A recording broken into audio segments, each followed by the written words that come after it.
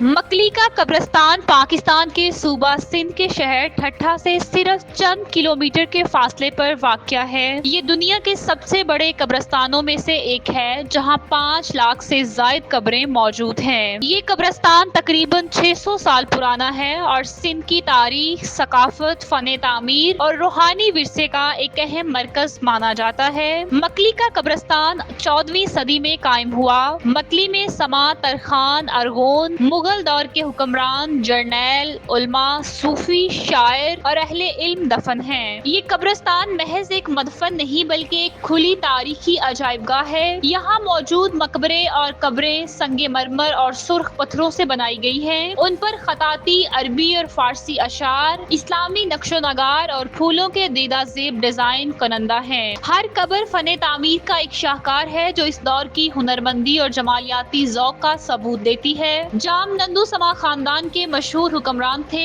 Be be جیسی ایک معروف روحانی خاتون جن کا مزار آج بھی زیارت گاہ ہے۔ دولت خان ترخان خاندان کا اہم بادشاہ اور میران محمد کہلوڑا خاندان کے رہنما تھے۔ یہ مقبرے بادشاہی شان، اسلامی روحانیت اور علاقائی فن تعمیر کے امتزاج کی بہترین مثال ہیں۔ مکلی کا قبرستان صوفی ازم اور اسلامی روحانیت کا گہوارہ رہا ہے۔ زائرین دور دراز علاقوں سے آ کر یہاں زیارت اور دعائیں کرتے ہیں۔ یہ جگہ سندھی ثقافت اور اسلامی تہذیب کا ایک آئینہ دار مقام ہے۔ 1981 میں یونیسکو نے مکلی قبرستان کو عالمی ثقافتی ورثے میں شامل کیا۔ اسے دنیا کے ان چند قبرستانوں میں شامل کیا جاتا ہے جہاں فن، تاریخ، تہذیب اور مذہب سب ایک ساتھ نظر آتے ہیں۔